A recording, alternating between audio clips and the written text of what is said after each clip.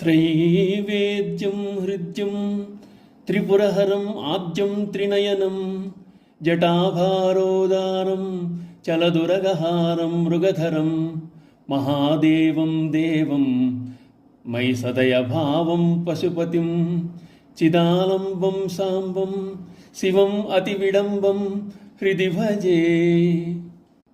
ఋగ్యజుస్సామములనడి 3 వేదములందు తెలియబడువాడు, హృత్కమలమందు వ్యక్తమగువాడు, స్థూల సూక్ష్మ కారణ శరీరములు 3 హరించువాడు, సృష్టికి ముందే ఉన్నవాడు, ఆద్యుడు, 3 కన్నులు గలవాడు, జటాజోటధారి, సర్పములను హారములుగా ధరించినవాడు, హరిణమును చేత దాల్చినవాడు, స్వప్రకాశరూపుడు, ఆనందమయుడు, బ్రహ్మాదిలోక పాలకుడు, స్వస్వరూప జ్ఞానమునకు సాధకుడైనవాడు, లోకానుకరణము కలవాడు, నా యందు దయతో కూడిన మనస్సుతో గలవాడు, పార్వతీ సహితుడు అయిన పరమేశ్వరుని హృదయందు భజించుతున్నాను అంటున్నారు శంకరాచార్యుల వారు.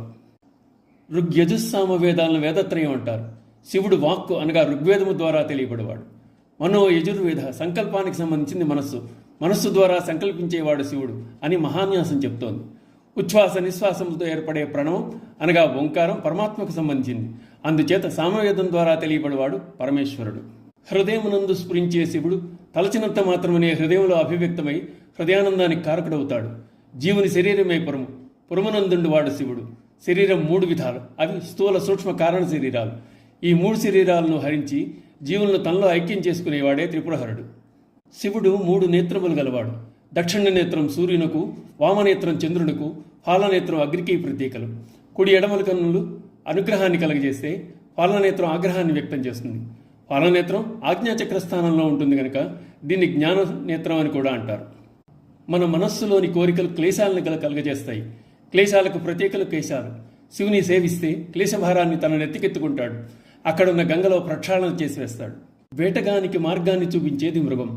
అందరి మార్గాలను గమ్యాలను తన చేత ధరించిన వాడు శివుడు. మృగం మృగ్యం, ఏమీ లేకపోయినా ఏదో ఉన్నట్లు భ్రాంతిని, ఇంద్రియలోలత్వాన్ని కలిగించి మానవుని పరిగెత్తేలా చేస్తుంది. భ్రమలో పడద్దు అని చెప్పడానిక అన్నట్లు లేడిని ధరిస్తున్నాడు శివుడు.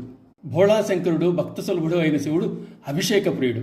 నెత్తిమీద నీళ్లు పోస్తే చాలు పరవశుడైపోతాడు. పశువు స్వేచ్ఛతో ఉన్నాను అని కొయ్య చుట్టూ సంచరిస్తూ ఉంటుంది. జీవులు కూడా అంతే, తిప్పినంతకాలం తిరుగుతూ ఉంటారు. పశువులకు జీవులకు భేదం లేదు. అందుకే ఆయన పశుపతి. జ్ఞానమూర్తి, జ్ఞానప్రదాత ఈశ్వరుడు. జగన్మాత అయిన పార్వతితో ఉన్న అర్ధనారీశ్వరుడు. శ్మశానంలో ఉన్న భస్మదారుడైన గజచర్మం ధరించిన, విషసర్పాలను హారాలుగా ధరించిన శివుడు మంగళకరుడే, మంగళకారకుడే. భక్తులను పరీక్షించడానికి ఆయన ధరించని వేషం లేదు. విశ్వంలో ఉన్న వేషాలన్నీ ఆయన వేసినట్లుగా నమ్మకం చెప్తోంది. ఓం నమః శివాయ.